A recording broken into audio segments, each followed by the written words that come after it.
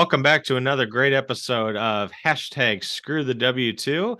And today's guest is another great guest. Wonderful world of LinkedIn. I happen to connect with I'll just say Dan L. I think I'm going to slaughter his last name again. Dan, welcome to the show. Yeah, thank you so much for having me. I appreciate it. You bet. So now, can you, for my listeners, Dan, can you just kind of take us back in time? What was your previous W-2 job? What was it like? What was an average day like, so to speak? Yeah, so my most recent W-2 job, I was a business development executive at Amazon, which Okay. is a company I'm sure that everyone's heard of. I think I've heard that maybe once in passing or something. Yeah. Yeah, so I was in sales. I would essentially get in the morning, and we'd have leads that were put into our database, and we'd have to call those leads, speak with business owners, explain to them why it was in their best interest to upload their product inventory onto Amazon's business website, and then we would assist with that process, and then hand off those files to our development team overseas. Okay. All right. Sounds good. And then what was everyone has a different story or maybe a certain moment or series of moments, but what was your I got to get out of here moment, or there's got to be something else out there, or I can't see myself doing this for the next 20, 30, 40 years. Yes, I mean, there's a variety of factors. I just felt like, although we were compensated well, Hmm. there was, no difference between the compensation of the top performer and the bottom performer. And, Hmm. being someone who has always achieved to be the best at what I'm doing, it was challenging to me to, put forth those efforts and see that type of success and not be, compensated in concert with that. In addition, I felt like there was a lot that went on, not just there, but at other jobs as well, with office politics, and Hmm. oftentimes the bottom line wasn't really the bottom line. I mean, for me, like, the bottom line is the bottom line is the bottom line, and Yep. I felt at other companies that sometimes management was more concerned with trying to implement some type of program, or Hmm. shift things around, or change your our sales metrics. And for Yeah. me, that was frustrating because it seemed like things other than performance were the most important. And I felt like there was a kind of a glass ceiling that I would inevitably reach and wouldn't be able to go any further. Hmm. Yeah, and I've heard that from numerous other entrepreneurs and people that said, screw the W-2. It just gets to a level whether you've reached the top or there's kind of like you said, a glass ceiling or an artificial barrier. There's just no farther to go. So it's like, we're human beings. We need to be challenged. We can't just stay in the status quo for, days, weeks, years on end. Yeah, absolutely. So, so once you had that in, whether it's like you said, it was kind of a series of events, but realizing, okay, there's this glass ceiling, I can't go any farther. I'm putting in extra work, but I'm getting paid just as much as, Joe Schmo over here that does the bare minimum. What were your, next steps, or what did you start doing to get out of the rat race at that point? Yeah, so I had, for years prior to leaving, I'd always done something on the side. I always had my Okay. main job, and then I had my side hustle. And for years, it had been flipping houses. Hmm. So I was kind of balancing, a full-time job at a major corporation, and flipping houses on the side. Gotcha. And at a certain point, I realized I kind of had this aha moment. I remember I was taking a shower, and I was just thinking to myself, like, how many houses do I need to have in my portfolio in order to replace the income that I'm going to leave from Hmm. my W-2 job? Right. And at that point, the types of houses I was dealing with, and the situation I was in, the answer was 20. So I Okay. just went out and I bought 20 houses. I raised some capital, and I started really, like, going gung ho into my own house flipping. I think it's Okay. important for me to also point out that that was my trajectory at the time, and I thought, like, for sure this is it. Like, I'm gonna just build an house flipping empire, and it Hmm. didn't work out that way at all. Okay. I had a lot of success in house flipping. I also had some stumbles. And eventually I transitioned from house flipping into commercial brokerage full time. And Oh, that's been okay. where I've seen the most success in my life. But my point in bringing this up is that it's not all roses. I mean, especially when you Hmm. go out on your own, there are challenges. And I'll be the first to admit that, certain plans that I have had did not work out. but they opened the doors to other opportunities that did. Yeah. So I think that's important to make note of. No, I agree. I think, yeah, every entrepreneur, investor, business owner, I don't think I've ever come across one. It's like, yep, everything went exactly according to plan, no deviations, no nothing. And well, if they did, maybe they're Nostradamus or just very lucky. So once you had Right. that realization, Dan, and like you said, kind of really went gung ho, and obviously you transition from, the flipping houses to commercial brokerage, but from that realization to the date, okay, I have 20 houses or whatever that number was. How long did that take you roughly? It didn't take long at all. It was probably, I mean, I'd say within 4 to 6 months. Oh wow, okay. But Yeah, I you mean, had I already kind of dropped had, everything and just went 100% into house renovation, gotcha. But single you family flipping. Yeah. yeah, you had invested before then, obviously. It was just kind of the moment of, okay, I'm gonna put all my efforts behind this. So Right. okay. Exactly. I had never done it as my full-time gig. It had never been my sole focus. It was Okay. always supplemented by the income that was coming in from whatever job that I had. Gotcha. That makes sense. And then with that, what was your, do you remember exactly when your freedom day was from your W-2 job, or the day you gave your resignation, or how did that play out? Yeah, that was February 18th of 2017, I believe. Okay. So about Yeah, I six, think roughly a little over 2017. 6 years ago. Okay. No, I'm Um, sorry. Actually, it was February 18th of 2018. That would make more sense. 2018. Yeah, Okay. it So a was. little Yep. over five Yep. years. Gotcha. Okay. Yeah. So, and now since then, at the time of this recording, been 5 years now, going on year six. Has there, looking back, has there been any regrets or anything you look back? It's like, well, I do kind of miss this about my old W-2 job or anything. Sure. I mean, the number one thing that comes to mind is the regularity of a paycheck. I mean, Hmm. I'm in an industry where I can get paid, 3 or 4 times in 1 month, significant sums of money, Yep. maybe more than I ever made in an entire year, right? And then I can go 6 or 8 months without getting a paycheck. Yep. So for me, it's like it's just that psychological aspect of having to remind myself that so long as I make X amount of money over the course of the year, it doesn't Sure. matter how, if I get paid once and I make what I need to make, that's fine too. If I get paid 20 times, that's fine too. So there Yeah. is a certain, I think that we're conditioned like, hey, here's your paycheck. Hey, here's your paycheck. Hey, Yep. here's your paycheck.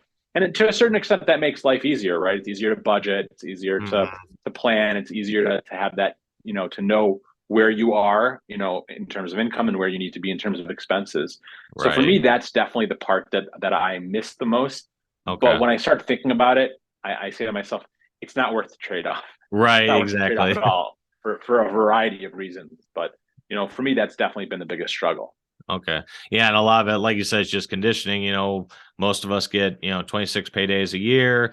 90% of our bills are monthly, whether it's the middle or the beginning of the month, and that's just how we're conditioned. But on the flip side, Dan, I think you kind of alluded to this a little bit, but obviously there's the stability and predictability of a paycheck that you kind of miss. And while it's not worth the trade-off, what do you think is, or what would you say has been the best part of your journey these last 5+ years? So many things. I mean, in the industry that I'm in, I mean, it's an incredibly lucrative business. I mean, it's just so much more lucrative than I could have ever been, even as a business executive at a major corporation. Okay. That's number one. Number two is just the ability to, I guess, kind of like chart my course and plot my own destiny. If I feel like I want to learn something, I can go to a seminar. Throughout the entire process, I'm constantly growing and learning and understanding new aspects of real estate and brokerage and business. So there's been a lot of growth opportunities.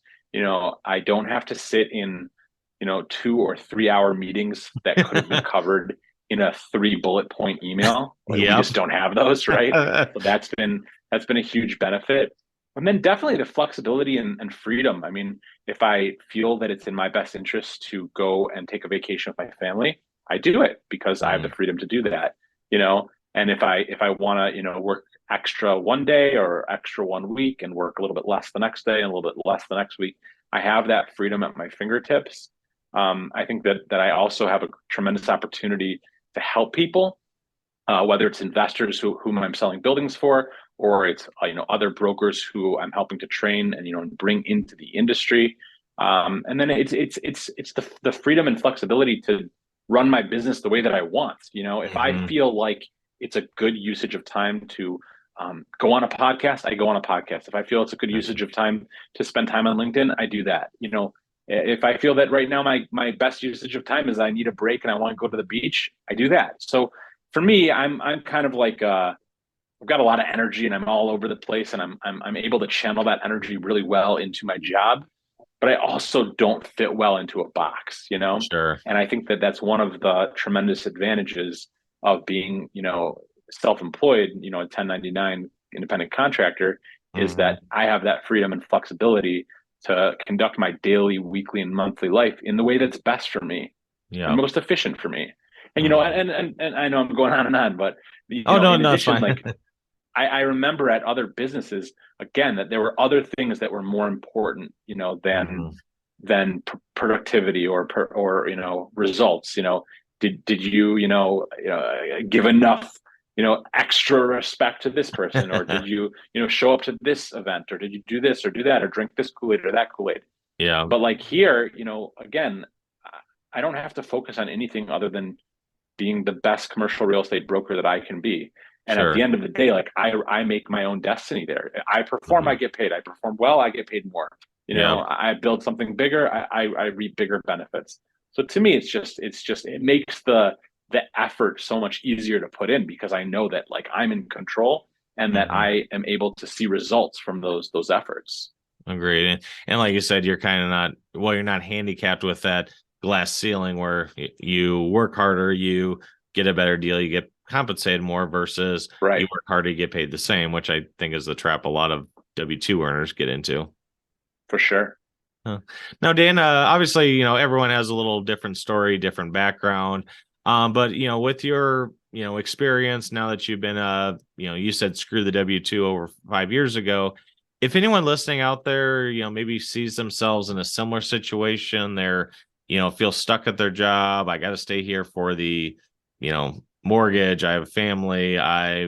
That's too risky to break out on my own, or whatever the case may be. What advice would you give to them for anyone that's on the fence and wants to break out of the W-2 rat race? Yeah, well, first of all, surround yourself by like-minded people who are doing what you want to do. If you go talk to your parents or your colleagues who are in a W-2 position, 99.9% chance they're going to give you advice that reinforces their position, right? Yep. So most people do. So first and foremost is surround yourself by like-minded people and people who have done what you are considering doing and what you want to do. So that's definitely number one. Number two is I would stop and think, what is it that is really holding you back? What's the real reason? Like, real talk. Take everything else aside. What is it? Is it fear? Is it Hmm. that you don't have enough money? Is it lack of support? Like maybe write it out on paper and figure out exactly what's holding you back.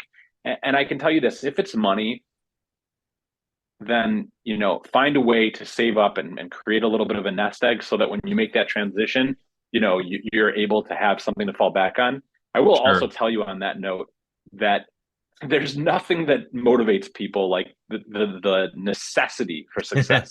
Yep. So like I know for me when I got into brokerage, like I had to succeed. I've got a Hmm. family, I've got kids. I had to succeed. This wasn't like an experiment of maybe it'll work, maybe it won't. For me, it had to work. And I think that's a big part of why it did work, is because Sure. I didn't have an option to not succeed at what I was Hmm. doing. That was just not on those cards weren't on the table. I couldn't afford that. And therefore it worked out. So I think that that's very important. And then like I would give the same advice that I give to myself and I give to other people when they're stuck, which is that oftentimes when a mind and a body are idle, there are so many things that come up, right? So many fears, so many insecurities, right? And it's worthwhile to examine what those are. However, the number one antidote, right, an elixir against fear is action. So Hmm. I would say 100% just start taking action, some small movement in the right direction. And eventually that action creates momentum. And eventually that momentum becomes, like ingrained in who you are and what you're doing. And it becomes so much easier. So I think that that's really important, to have in mind. And, obviously I always welcome people reaching out if they want to discuss their situation, if I can be of assistance in any way, because there were people that were, that have helped me and continue to help me out, along the way. No, it makes sense. And yeah, definitely great advice. And, thanks for offering up your, expertise and networking out there for my listeners. As we wrap this up, Dan, and I've decided to call this the unscrewed moment, so to speak. But here we are in, 2023. What are you, working on? What are you most excited about? Or is there any new projects you're hoping to complete, or maybe a new goal you're hoping to achieve by the end of 2023? Yeah, so my primary focus is on deal making, is on finding properties to sell and selling properties, and moving and moving and moving, and just a transactional volume. Especially right now, it's very important to Hmm. find deals and do deals and keep moving. So that's gonna definitely continue to be my main focus. Um, I am contemplating maybe creating another course. I created a course with a good friend of mine, Zach Rasinger, called the CRE Pro course. It's a Okay. commercial real estate training course. Our website is creprocourse.com. That's creprocourse.com. And, had a lot of fun doing that. I really enjoy teaching and training. And it Hmm. was just super rewarding to see how many people we were able to help with that course. So, in my mind, I've always been somebody that's worked hard at what I'm doing, but has always like either had a bunch of side hustles or wanted to do them. And I think one of the reasons I've been successful in brokerage is because I focused on it. At the Okay. same time, I still, do enjoy and miss having something on the side. So perhaps another course or some other type of educational, experience about commercial real estate. I really, really would like to write a book. That's Okay. something that I've wanted to do for a few years. I just haven't decided, what topic to Sure. to write that about, but that's definitely a big goal of mine. Okay. And then, I have certain financial goals, both, from a broker perspective in terms of volume and commissions and things like that. But also in terms of investments, I'd like to, get more involved in some passive real estate investing or private money lending.